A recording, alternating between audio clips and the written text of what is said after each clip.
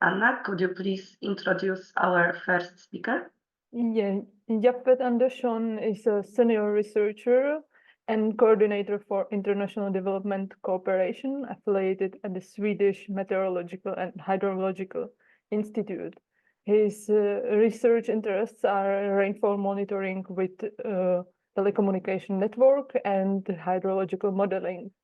Within the OpenSense Action, he is a member of 3 working groups, the working group 1, 2, and 3. And okay, if Jafet is here, we can proceed to your presentation. As it said, you have 20 minutes and then 10 minutes for discussion. Thank you very much for the invitation. I hope you can hear me. And good. I will also share my screen. Excellent. Okay, well, thank you very much for the invitation. I'm here today to speak a little bit about a data set, but before that, I just want to say thanks. Some of you have heard about this maybe before and some are new, so maybe a little bit of repetition, but anyway, it can be good. So we have, as some of you know, there's a potential to use microwave links to monitor rainfall. And this work is basically a way where we've tried to boost rainfall research and applications by publishing data for everybody to use. So it's about 600 million measurements from something 350 odd commercial microwave links in Sweden, in a city called Gothenburg, or around the city called Gothenburg. And along with that, it's also C-band radar data and the data from local rain gauges in a weather station in the area. And well, you have the link to the paper there, which has all the details. And I'll give you a highlight today of what it is about. And I want to also acknowledge the funders, Swedish Innovation Fund Vinnova, and also Ministry of Environment and Energy, and also the mobile operators Hy3G, which is providing the data from the network, and also Gothenburg City and Ericsson have been involved in data collection of gauges and CMLs. So thanks to them. Okay, brief motivation here is that CMLs can act as an opportunistic sensor of rainfall as a complement to conventional gauges and radar. Those sensors have some challenges, and the idea is that CMLs can basically contribute to learning a bit more about rainfall with another view on it. The thing is, though, that the access to CML data is typically restricted.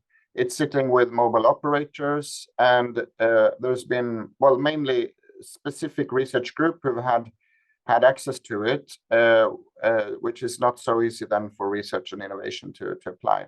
So our aim here was basically make much more CML data available to all, share that along with conventional measurements, essentially. And this is, we're not the only ones who've done it. I know Schwarzkova, Martin Fenkel, Overeem, Habi, and Vanlet has shared, and others as well. So, but this is another contribution that we want to make from our side. So if we start looking at the gauge data, there's essentially 10, the yellow points here on the map are basically 10 gauges from the city network in the area. And they are a bit of a mixture of tipping bucket gauges, which you see on the left here, and also weighing type gauges, which is what you see on the lower left in the photo in the middle. Along with that, there's one meteo station, which is actually what the photo shows. This is the station, meteorological station, which has, well, precipitation, but also temperature, humidity, pressure, wind speed, and direction. So that's sort of a more complete picture there in the center of the city. So that's the gauge network in principle. And when we collected the whole data set covers basically 3 months in the summer of 2015, so June, July, August. And for gauges, we had about, well, 100% data collection from the meteorological weather station. thinking about what the summer was like, it was for Swedish conditions a fairly normal summer, nothing extreme in either dry or wet, but we had something like 260 millimeters of accumulated rainfall and something like 5% wet fraction at 15 minutes and every other day more or less on daily resolution. And the time series is seen here on the lower left at 15-minute resolution. So you have something like up to, well, toward the end of July, a little bit more intensive apps, and then quite a lot of dry periods as well. Okay, so some high intensity, but not extreme. Then this right graph here shows a little bit of an comparison of the accumulated rain among the gauges, and the black one in the middle is this meteorological weather station, the official national gauge, and then the other lines are essentially the other gauges. Essentially, you can see they vary a bit, and obviously you would expect some, but there is relatively good correspondence among them. We did see, which you see in the paper as well, some deviation between the tipping buckets and the weighing gauges, and well, that can be explained, I think, as well. So that's the gauge data, and in addition to that, then we have the weather radar. That's the Swedish national weather radar at the time. It's a radar composite essentially, C-band radar, and it's reflectivity data.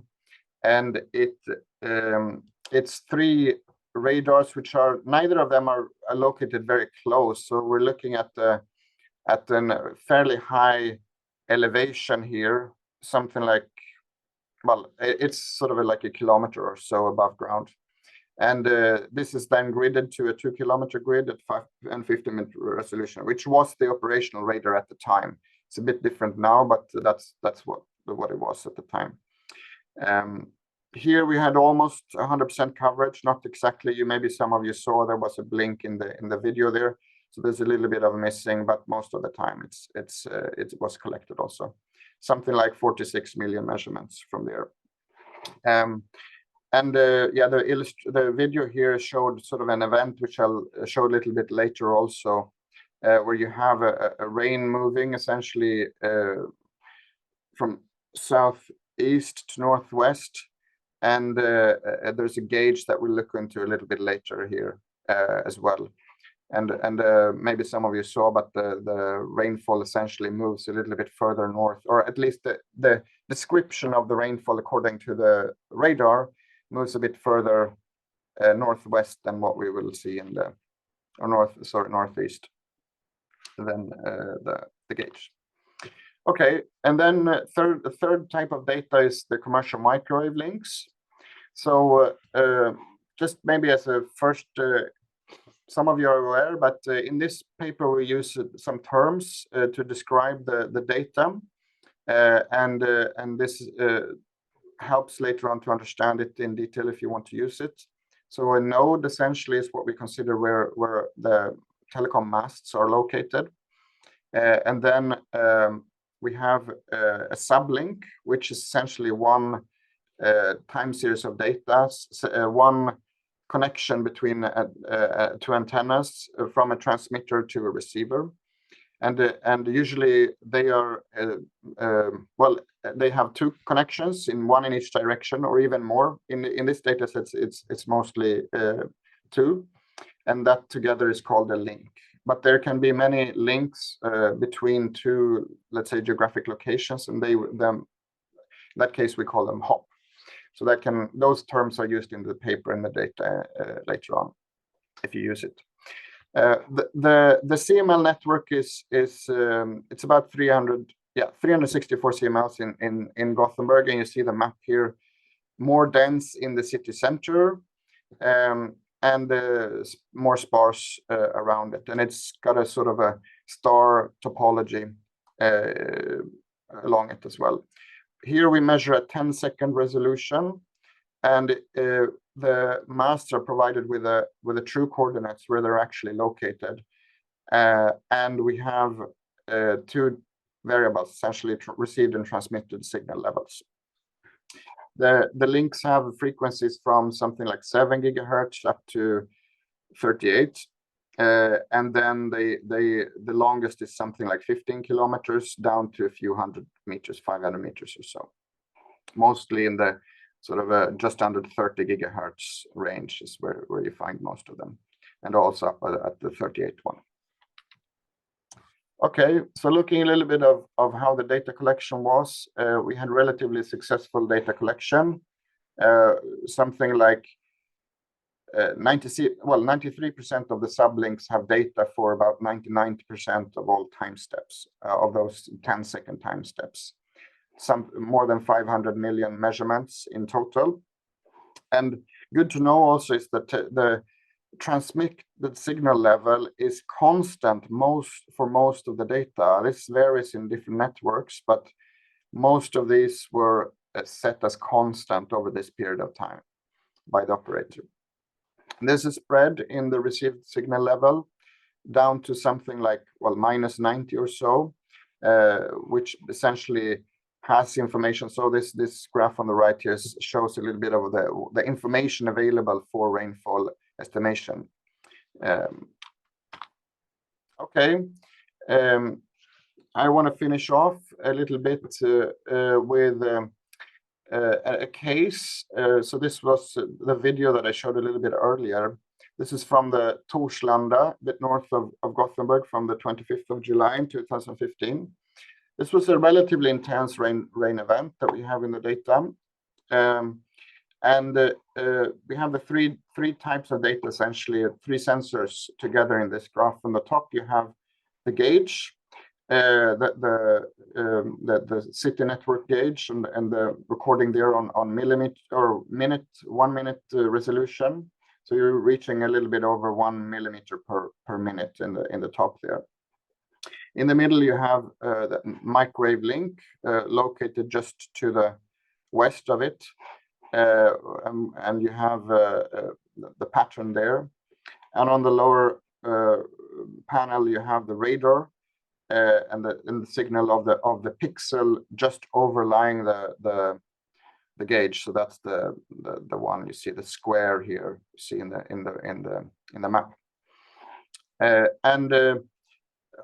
Even if there's signal in all of them, but we saw also that in this case the peak was better captured by the microwave link, at least in timing, whereas the radar pixel in this case had a sort of a peak a bit further later on in the time series. And I think think that this has to do with compared with a video before, we think that this has to do with a shift, basically a geographic shift, that there was an event recorded in the radar, but that it was shifted compared to the ground, what happens on the ground.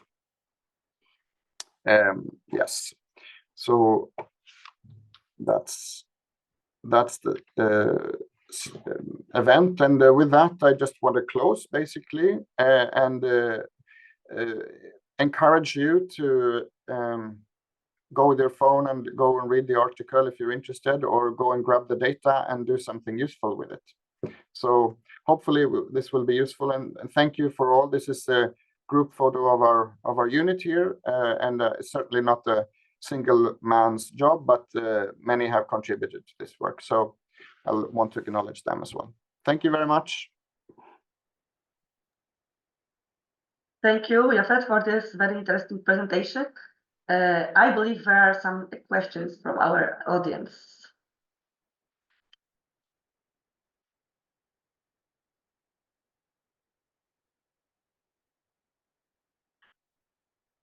So maybe I will start. Jafet, did you already manage to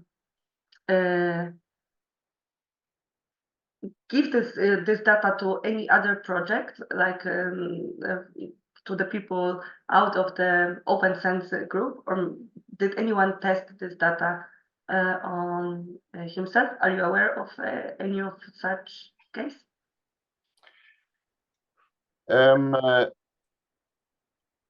I'm not aware actually, but I have not also monitored it. It's not been a little bit. It's not been what I've focused on.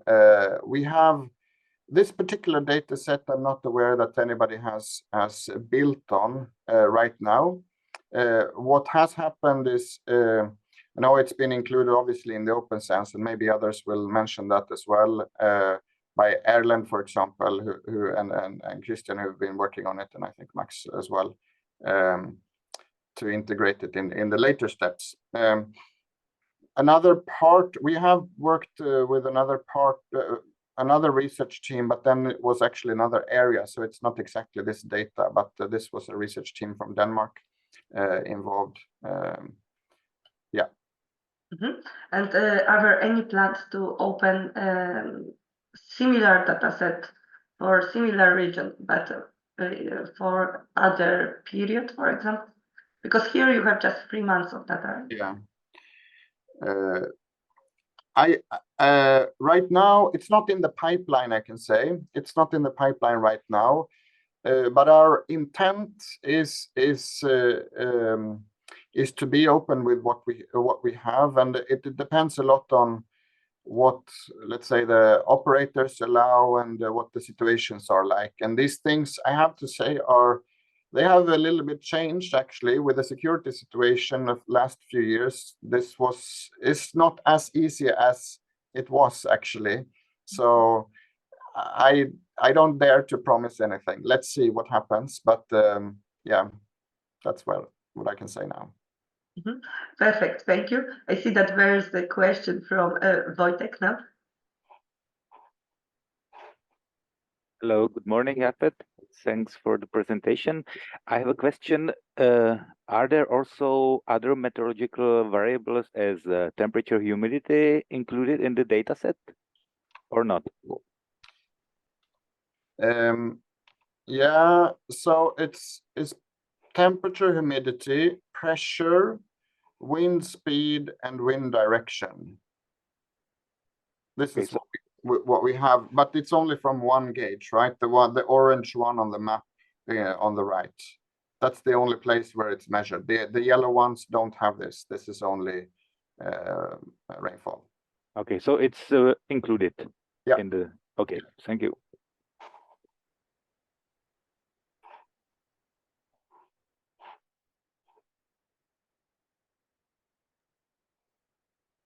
Okay, so if you will have the idea of any other question, we can also. Oh, I see that is the question from Art. So thanks for your presentation, Jafet. Just have a question. Now you have this micro-weather website showing the network, I believe also in Stockholm. And my question is, are there any plans of using these CML data operationally, for instance, by combining them with weather data? Yeah, thank you for the question. I think this is the obviously interesting question. Will it be used? It's one of the interesting questions. One of it's the research thing, and this is where we've tried to encourage, let's say, further use here. And the other thing is the application, let's say. And there, it might be good to know, but before we released this data, it was used in several projects for rainfall estimation. So together, for example, with a city, we worked on including it and simulating hydraulic structures in the city. So the pipe network essentially to the wastewater treatment plant. So this kind of work has been done. That was also not let's say it was not an operational application. It was more of a test. In Stockholm, there's more, let's say, there's nothing operational either, but they are more interested, let's say, in moving toward operations. So let's say, we don't have anything yet, but this is where we want to go for sure. So working essentially with municipalities and trying to combine it with their own gauges and obviously their national data sets, the C-bands, the national network. So there's that's where we are basically. And there is interest, there's certainly interest given the more and more intense rain that we are not so well equipped for, to be honest. There's more and more interest in this kind of data. This is one of the priorities, certainly, of the in general in Sweden on intense rainfall. So, yeah, it's good to hear. I see another question from Jochen.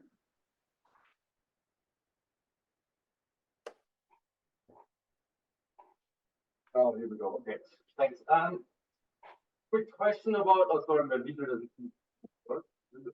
I was wondering about the update to the OpenMRG 2.0 data set. I don't know if you mentioned it in the beginning because I tuned in a bit late, but there in Krakow was announced that there will be an update about the PWS. Are you any new information on that? Jochen, sorry, it was very difficult to hear your question, actually. No. Is it possible to repeat it, maybe? Yeah, sure. I was wondering about the OpenMRG 2.0. You mentioned it, I think, in Krakow. And I was wondering, because there's PWS data included, if that's when that will be available.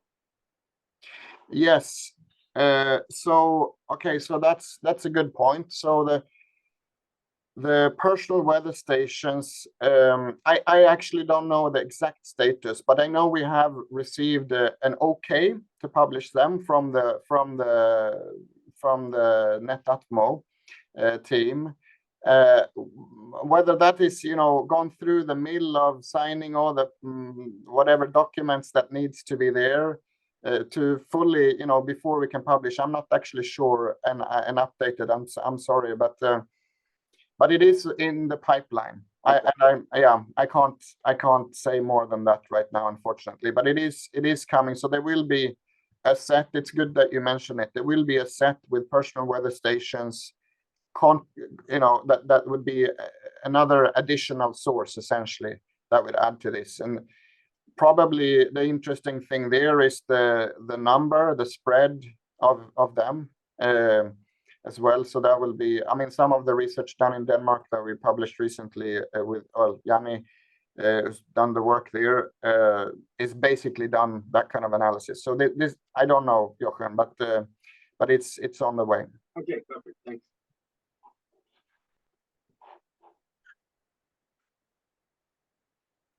Okay, thank you very much. Maybe Remco has, maybe he can add to this question. Yes, I just wanted to quickly add that we indeed have the okay from Netatmo. So the very final signing still has to be done. So I hope that will be done in the near future. But we also need to write the paper, of course, and publish the dataset itself. So it will come this year, but exactly the date I indeed can't say when it will be.